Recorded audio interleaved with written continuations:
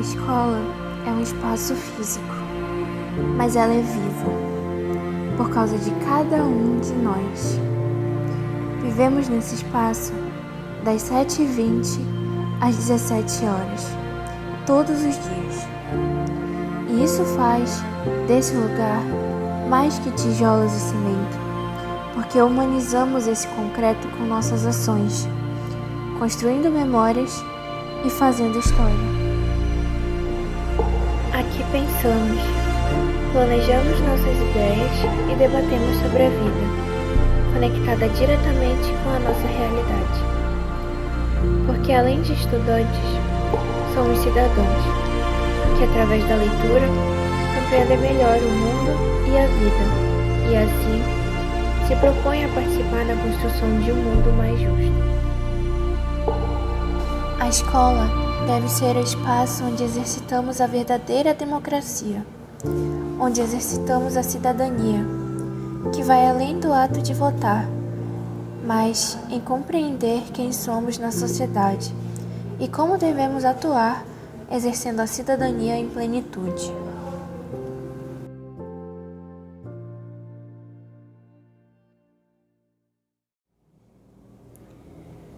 A cada 11 minutos, uma mulher é violentada no Brasil. E ainda há quem diga que a culpa é da vítima. Para mim, a violência vem desde privar uma pessoa de ser ela mesma, tirar sua dignidade, e isso pode ser de várias maneiras, como violência verbal, violência doméstica, sexual. Então a gente acaba tirando a dignidade individual da pessoa. E eu acho que isso pode ser feito de inúmeras maneiras e até muito selada, muitas vezes. Então, sobre a violência, eu não sei, mas vem muito do conhecimento da pessoa e da criação dela.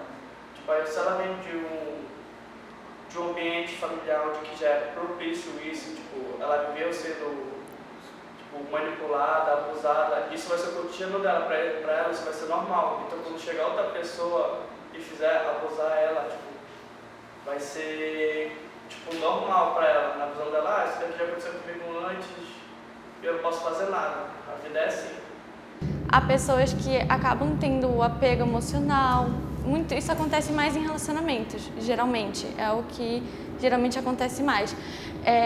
Por conta da pessoa ter aquela certa dependência emocional, isso também vem muito da criação. Eu vejo muitos pais normalizando a questão de bater, eu acho isso muito errado. Minha mãe nunca sequer me bateu desde criança, porque ela via isso como uma coisa errada. E às vezes a maioria das mulheres que acabam se submetendo a ficar num relacionamento em que elas são agredidas é por conta da sua criação na infância também, isso afeta muito.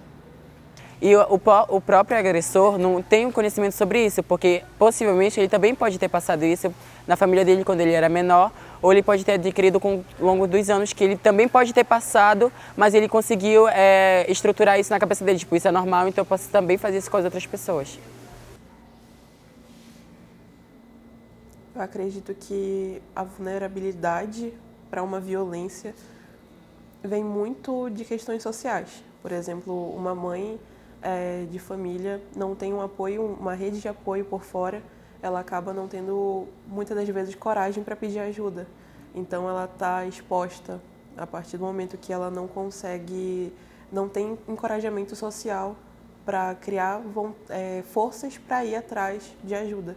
Então vem de questões sociais, vem questão financeira, que é uma questão que pega muito realmente para a pessoa se tornar vulnerável socialmente e sofrer violência e preconceito e outras coisas. Todos, na real, são... Eu acho que, acima de tudo, as mulheres no geral, mas é claro que a luta de mulheres que são de classe média alta, branca, não é a mesma de uma mulher que tem, por exemplo, dupla jornada, que é uma moça parda ou preta ou amarela, que vem uma imigrante. São lutas diferentes, mas todas elas são suscetíveis à violência, porém, umas acabam sendo mais do que outras, porque elas acabam estando numa posição desprivilegiada perante a sociedade. Um exemplo muito claro é quando as mulheres saem à rua à noite. a gente se sente mais vulnerável por ser mulher e ter alguém ali que possa acabar fazendo mal a gente, só pelo fato de sermos mulheres, porque a gente fica mais suscetível de todas as maneiras à violência e entre outras coisas. Eu acredito que sim, hajam grupos mais suscetíveis ou vulneráveis, como mulheres, crianças, minorias étnicas, né, que fala. E que essas pessoas, levando em consideração o contexto social, a identidade delas, podem sofrer de uma vulnerabilidade muito maior. Exatamente. Por exemplo, quando nós vamos em uma delegacia da mulher, uma mulher branca e cis pode ser tratada diferente de uma mulher trans, ou uma mulher branca e cis pode ser tratada diferente de uma mulher preta, justamente por causa da cor ou da sexualidade ou de qualquer... da identidade dela.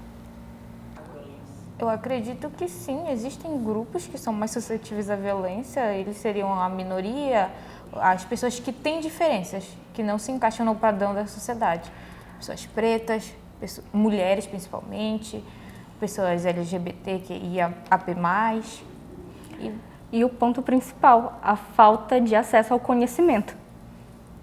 Porque sem o acesso ao conhecimento a gente não consegue reconhecer o que está ou não errado, quais são os nossos direitos, quais são os nossos deveres, como a gente deve proceder de acordo com tal situação.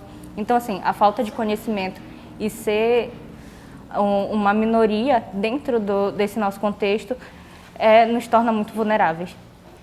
Primeiramente, antes de entrar no projeto, antes de adquirir conhecimento sobre violência, para mim violência era só remetente à violência física. Escutava assim levemente sobre violência psicológica, mas para mim violência sempre remetia a algo físico. Com a entrada no clube e reuniões, eu vi que violência é tudo aquilo que fere ou viola seus direitos como cidadão, como indivíduo. Não sendo necessariamente físico só, mas também patrimonial, psicológico da pessoa. A violência psicológica, ela não é considerada violência na cabeça da sociedade hoje em dia, porque já é algo de muitos anos, já é algo desde os nossos antepassados que isso vem acontecendo. Então, para eles, isso é normal, é algo que para eles, tá tudo bem, acontece, é para o meu bem, ou é para a minha educação, ou é algo que eu estou fazendo de errado e a pessoa está querendo me ajudar. Só que eles não conseguem perceber que isso machuca eles, afeta o psicológico deles e até pode chegar a pessoa a ter crise de ansiedade, crise de pânico, depressão. Pode até chegar a pessoa a se matar por uma simples palavra, por uma simples pressão que a família ou o namorado fez em cima dela. Eu não sei quem diz, mas eu levo muito essa frase para mim, que é a questão de que o preconceito, ele é opinião sem conhecimento. A pessoa ela não conhece e ela pratica aqueles atos porque ela não sabe respeitar as diferenças dos outros. Precisamos ler, não apenas para saber como fazê-lo, mas para nos apropriarmos de um conhecimento transformador, onde possamos nos compreender enquanto seres humanos capazes de pensar e contribuir para o mundo onde estamos inseridos. Ser cidadã e cidadão requer conhecimento sobre a realidade social, mas, sobretudo, requer consciência sobre a contribuição que possamos realizar na vida em sociedade. Para isso, a visão de mundo e a experiência que o estudante traz em sua bagagem intelectual precisa ser respeitada. E a escola é o espaço propício para que esse desenvolvimento ocorra, em fusão com conhecimento teórico e técnico. A minha vida inteira na escola eu nunca tive muitas palestras ou muitos trabalhos que dessem visibilidade ou tentassem ensinar a importância dessa lei. Na minha vivência escolar eu nunca tive nesses anos todos. Mas não sei, eu acho que a escola não dá tanto incentivo para quanto que essa lei é importante. Nas escolas públicas, no caso, que eu já passei, não foram muito faladas, não foram muito apresentadas essa falta de assunto. Aí eu acho que deveria ser mais presente no âmbito escolar, pois é um meio de informação da sociedade, muitas pessoas passam pelo âmbito escolar, então ela influencia bastante na percepção das pessoas, na vista, sobre a ótica das pessoas sobre a sociedade. A escola é a base para criar pessoas para a sociedade, pessoas boas, sabe? Tipo, se tiver uma base boa, o futuro vai ser bom. Tipo, se for bom, a torre não vai cair. O projeto Leitura para a Cidadania é um projeto do Clube de Leitura da Sala de Leitura da Escola Tiradentes. Esse projeto se propõe a trabalhar com os estudantes o conceito do que é cidadania. Geralmente, nós compreendemos que cidadania é o ato de votar. Então, se você vota, você é cidadão. Mas, na verdade, o que é cidadania? É a compreensão do meu espaço dentro dos direitos e deveres que eu tenho que ter dentro da sociedade. E, enquanto cidadão, eu tenho o dever de contribuir para transformar essa sociedade onde eu estou inserido em uma sociedade mais humana. Então, a escola ela é um espaço democrático e, por ser um espaço democrático, ela nos permite apresentar aos estudantes várias opções de conhecimento. Assim como os professores trabalham de forma competente nas salas de aula, trazendo ao estudante o conhecimento científico, o conhecimento técnico, muito necessário para a construção do profissional que eles se tornarão, as salas ambientes também podem e devem contribuir nessa formação, trazendo outras possibilidades. E é isso que a sala de leitura da Escola Tiradentes, que se propõe a ser uma sala viva, traz através desse projeto. Então, quando a gente pensa leitura para a cidadania, o que significa esse título? A leitura, ela é necessária, porque se você não lê, você não conhece. Você não vai obter os conhecimentos necessários para a própria vida. E quando a gente pensa leitura para a cidadania, é preciso ler a legislação a qual eu devo seguir para poder me tornar um cidadão. Foi um projeto que trouxe para a gente empoderamento, né? Fez a gente conhecer os direitos e aquilo que a gente está assegurado na lei, né? Os nossos direitos mesmo, sabe? Conhecer aquilo que a gente pode estar fazendo e acredito eu que foi de extremo conhecimento para a gente também. A questão dos bingos, dos programas que a gente participou, né, veio esclarecer de forma bem leve o que seria as leis e as temáticas que a gente trabalhou. Reunidos em 2021 com essa proposta, nós começamos então o Clube de Leitura. Então, nesse semestre, à época, trabalhamos algumas temáticas importantes, como a questão social, através das obras literárias. E ao nos aproximarmos do Enem de 2021, é interessante citar que nós estudávamos Capitães de Areia, de Jorge Amado, e estudamos sobre a invisibilidade social, a vulnerabilidade que os moradores de rua têm quando são expostos a diversos perigos e, por não terem documentação, não são considerados cidadãos de direito. E aí, para nossa surpresa, em 2021, o tema da redação do Enem foi justamente a invisibilidade social dos moradores de rua. Ficamos satisfeitíssimos porque conseguimos não apenas trazer um estudo sobre a importância de compreender aquele semelhante que é diferente de nós, de possibilitar a compreensão de um mundo diferente do que nós vivemos, mas que convivemos com esse mundo, como também contribuímos para os estudos do Exame Nacional do Ensino Médio. Em 2023, ao nos reunirmos para o clube de leitura deste ano, nós, junto com os estudantes, fizemos propostas de temas. E entre vários temas apresentados aos estudantes, eles escolheram a temática sobre a mulher. Eles queriam estudar sobre as mulheres. E aí, estudar o que sobre as mulheres? Passamos a iniciar um caminho para compreender como foi o processo de luta por direitos no mundo todo e também no Brasil.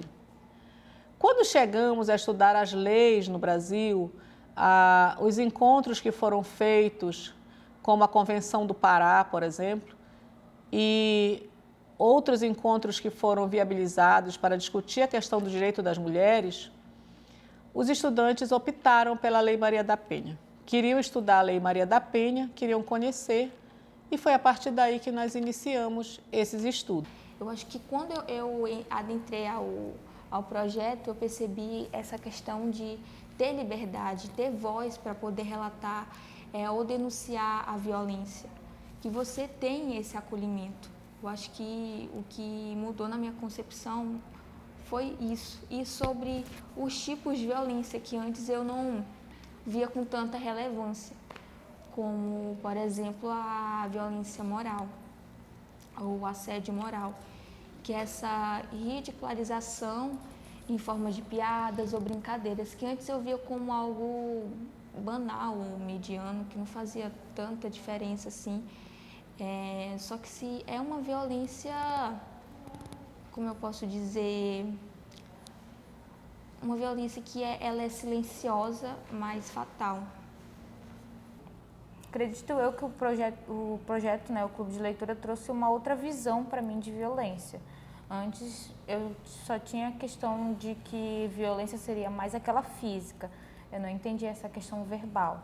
A gente consegue ver muito que depois do projeto, depois de estudar bastante sobre, a gente consegue ver muito mais essa violência que está enraizada na sociedade, essa violência em que é realmente estrutural e que a gente nem percebia porque já era da cultura. E agora a gente consegue perceber. Muitas das vezes, quando a gente pergunta sobre o tipo de violência, a galera liga a violência física, só que a gente sabe que não é só isso. Também tem a questão da violência psicológica, a violência material também. Quando rola a violência física, ela já sabe que ela pode socorrer a Lei da Maria da Penha, mas psicologicamente ela não sabe. Tipo, eu sofri violência psicológica, mas o que é violência psicológica? Ela sabe o que é uma violência psicológica. Então, as pessoas têm que procurar mais sobre o conhecimento. E a educação está para isso. A educação ela deveria ver com essas informações, as informações dos direitos dos estudantes e do direito como cidadão. Tipo, a violência patrimonial, eu não sabia que isso existia. Aí, com os estudos, com as nossas reuniões, os bingos, essa dinâmica, que foi algo interessante, a gente poder aprender muita coisa de maneira muito divertida. Eu fui vítima de uma violência, 2 vezes com uma violência patrimonial, pois, não vou citar nomes, mas uma aluna da minha turma, ela foi desculpa, eu estou um pouco nervosa, mas ela foi no refeitório e enquanto eu estava fora da sala no horário do almoço, onde não tinha ninguém, ela pegou um mingau e jogou dentro da minha mochila, que acabou estragando por dentro a minha mochila. E depois que eu fui descobrir, depois de vários meses, o que aconteceu, e pelo que parece, tinha 2 pessoas que viram que ela fez isso. E a segunda vez foi quando ela cortou a minha mochila. Eu não sei o motivo ao certo do porquê que ela fez isso, se ela não gostava de mim, se tinha outra coisa, ou era algum sentimento que ela queria descontar em cima de mim, ou até que eu voltasse para a escola, né? Porém, ela voltou a fazer a mesma coisa com a minha mochila, cortando sem eu saber de nada, e acabou prejudicando novamente o meu material. porque era algo que a minha mãe ela trabalhou muito para conseguir pela segunda vez. Essas situações são veladas todos os dias. Eu já presenciei cenários onde mulheres são assediadas, piadas em questão do corpo de alunas já foram feitas e, felizmente, a gente não tem mais essa pessoa na escola, porém a gente sofreu um bom tempo com uma situação que a gente não conseguia ter voz, nunca teve coragem de ir atrás. Até que por fim teve, porém a gente sempre se sentiu muito invadida, eu acho que é essa a palavra. Piadas sobre o tamanho dos seios de uma aluna ou sobre o corpo, violenta ela como um indivíduo e traz uma objetificação tão esdrúxula que eu acho dizer, é inacreditável a gente conseguir enxergar esse tipo de situação dentro de uma sala de aula com o professor. E aí, como debater? Como discutir o papel da mulher na sociedade e como compreender as formas de violência a qual essas mulheres são submetidas?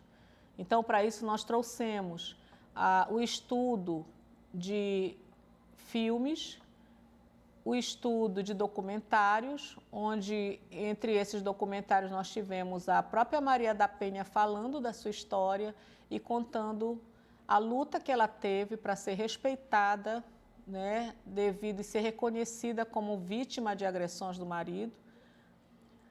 Vivenciamos momentos em que trouxemos letras de música que são machistas e homens e mulheres cantam na nossa sociedade sem prestar atenção na letra. Assim, eu gosto muito da banda, obviamente. Mas, tipo, teve uma grande importância porque a gente... O machismo tá tão enraizado na nossa sociedade que, tipo, a gente canta coisas que, tipo, a gente nem presta atenção. Tipo, coisas, tipo, muito absurdas.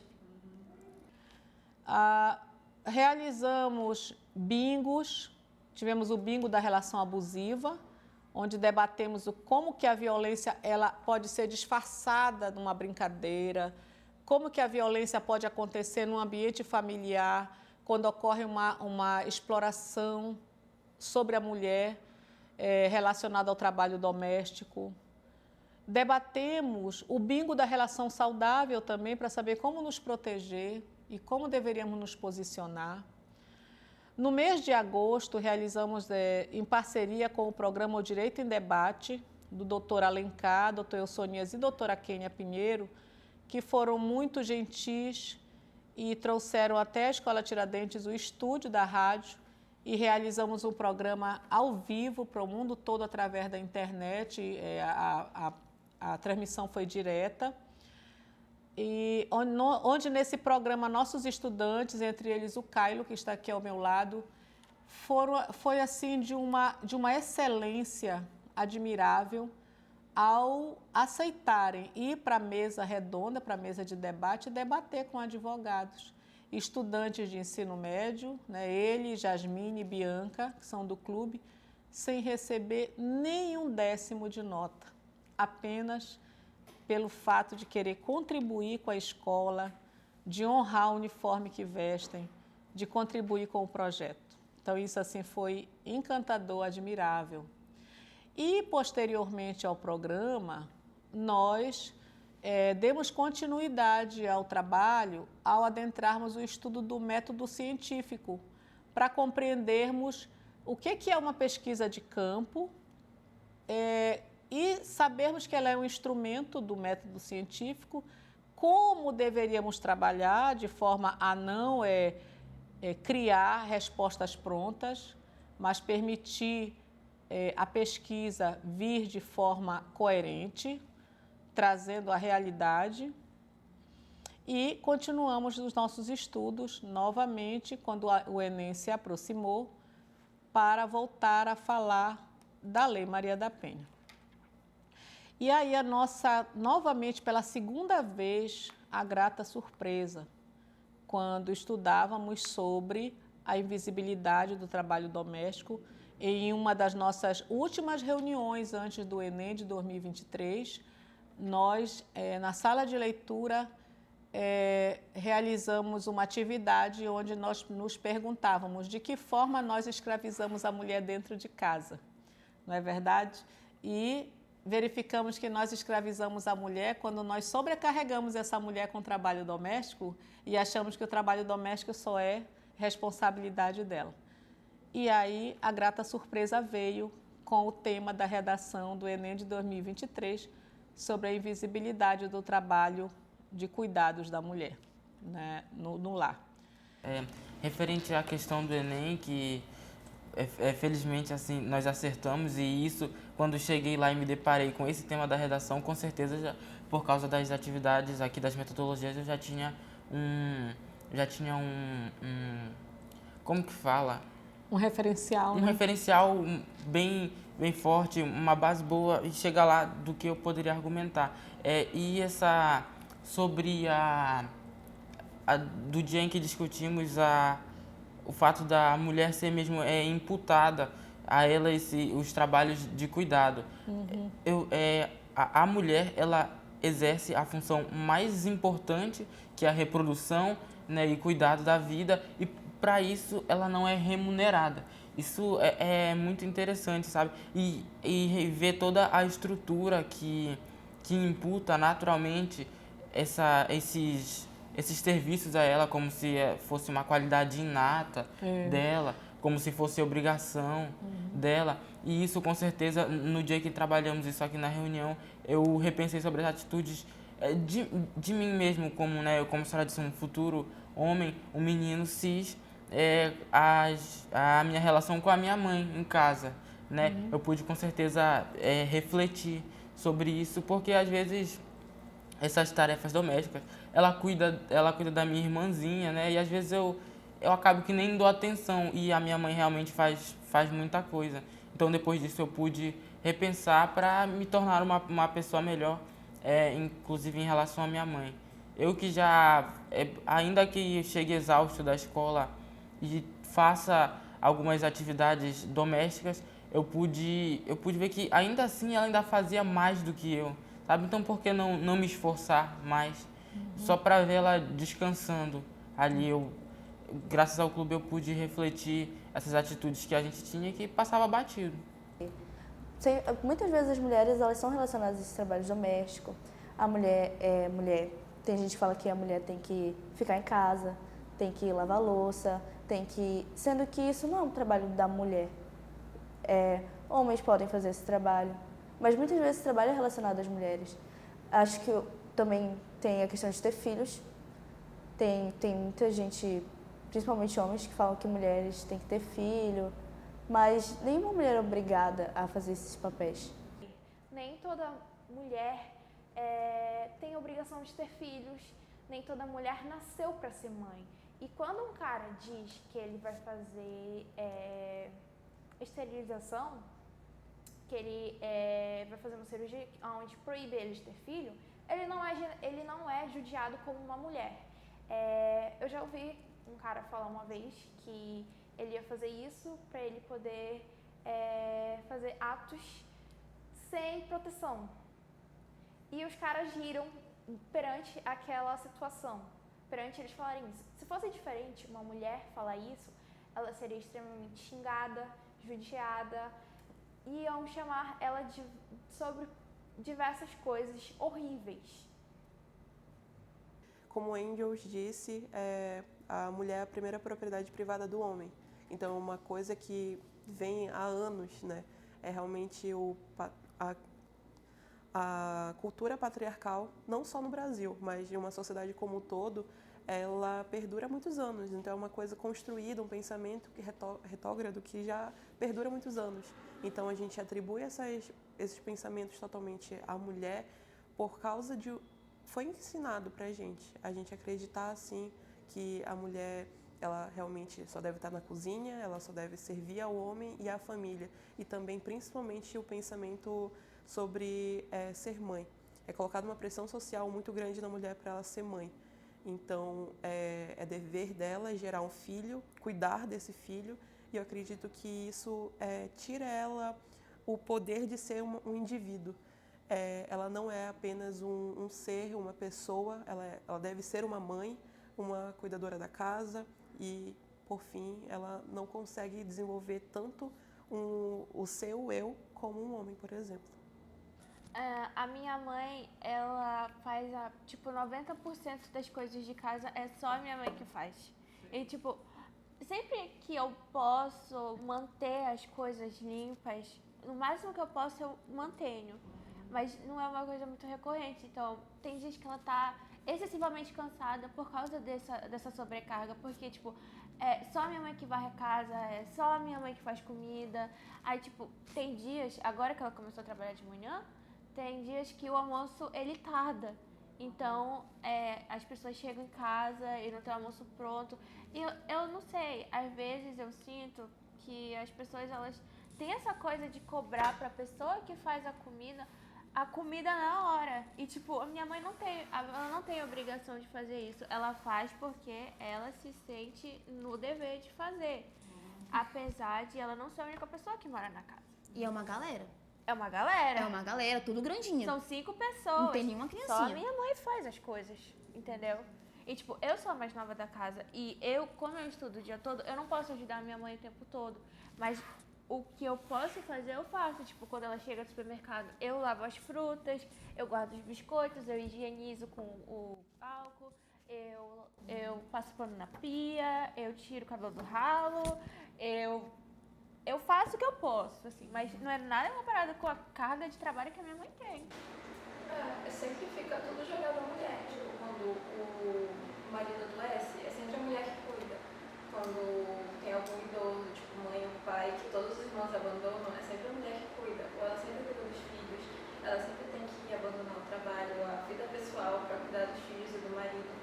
Esse tipo de violência assim, é como se fosse um trabalho que não é pago. Ela está trabalhando de graça, uma casa de todo mundo que você cuidar. Assim, a mulher acaba se sobrecarregando muito, querendo ou não, é muito desvalorizada com o trabalho em casa, porque é um trabalho que tu não vai haver salário, é uma coisa que ela faz todo dia, que geralmente ela é ensinada a fazer isso, né? Olha, por exemplo, uma mulher, uma situação prática, vamos supor assim, ela saiu do ensino médio, se formou, ela poderia ter uma profissão, só que em vez disso ela se casou com um rapaz. Esse rapaz mantém ela dentro de casa e após um tempo, se eles se separarem ou acontecer alguma coisa, a mulher fica completamente desamparada e devido a essa situação de cuidar das coisas domésticas, ela não teve a oportunidade de mexer muito no mercado de trabalho dela. Ainda nessa questão da violência psicológica, o que marca muito, não só da psicológica, né? É uma que me marcou no projeto, violência psicológica, porque é algo que é muito difícil de identificar. E ver que essa é uma luta que, nossa, tem tanto tempo, só que são poucos direitos conquistados, sabe? A Lei Maria da Penha tem o quê? Uns 17 anos. Então, é muito tempo, visto todo um contexto em que mulheres foram mortas, foram vítimas de todo um preconceito, toda uma violência. Eu, como uma mulher adulta, quando eu sair da escola, eu não vou aceitar que um professor na faculdade me trate de uma forma diferente ou que um moço no estacionamento me diga alguma frase machista pra mim só porque eu peguei a vaga dele. São exemplos assim, sabe? Então, pra mim, o estudo das leis é importante porque a gente precisa ter um norte, ter o conhecimento dos nossos direitos para poder colocar eles em prática. Eu acredito que o portal principal dos estudantes para conhecer muitas das coisas é a escola. Então, a partir do momento que ela traz esses movimentos, conscientiza o estudante desde cedo, a gente consegue legitimar muita coisa. Então, debates dentro de sala de aula para a consciência dos estudantes, trazer movimentos, projetos para colocar em pauta esse tipo de problemática é muito importante. Então a escola, muitas das vezes, ela se omite ou não, é uma escolha e depende do assunto também. Mas eu acredito que é muito importante a escola trazer desde cedo a consciência crítica desses alunos para essas questões. Que a luta ela nunca acabou, ela sempre vai ser constante, porque apesar da gente avançar muito, há também um retrocesso. É muito triste pensar que ainda existem pensamentos que invisibilizam a nossa luta. E entre essas pessoas que invisibilizam está mulheres, que eram para ser aquelas que iam nos acolher, sabe? E é muito triste de ver exatamente essa rivalidade feminina que tem, porque assim como a minha colega Bianca falou, ainda tem um retrocesso sobre isso. E tem muitas mulheres que apoiam essas ideias arcaicas de que nós temos que ficar na cozinha ou em lugares em que a sociedade machista nos coloca. Então, ainda vai ser uma luta sempre constante. E eu acho que nunca realmente vai parar, mas é exatamente por isso que a gente tem que continuar lutando, debatendo e conversando sobre isso, para cada vez mais pessoas começarem a pensar um pouco fora da caixa, um pouco fora da bolha deles. É isso.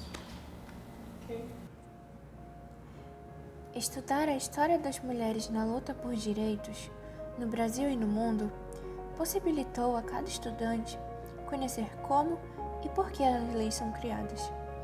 E nessa perspectiva, escolhemos no processo desse estudo compreender o significado da Lei Maria da Penha no Brasil, e mais especificamente em nossa escola, que nos serviu de campo de pesquisa.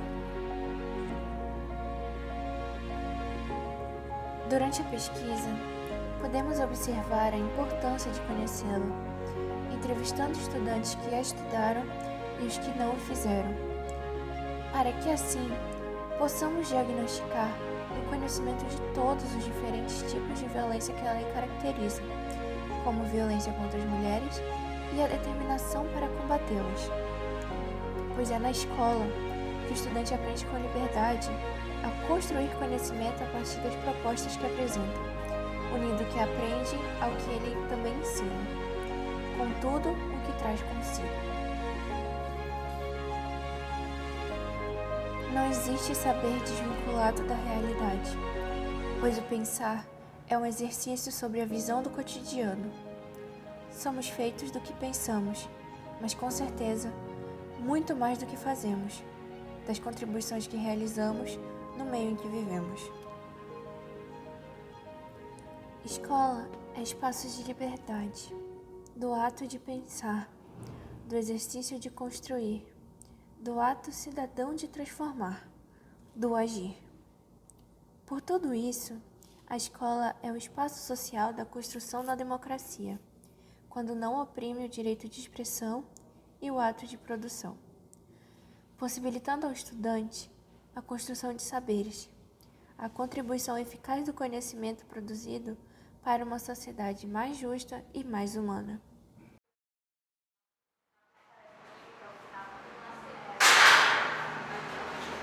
É isso, né?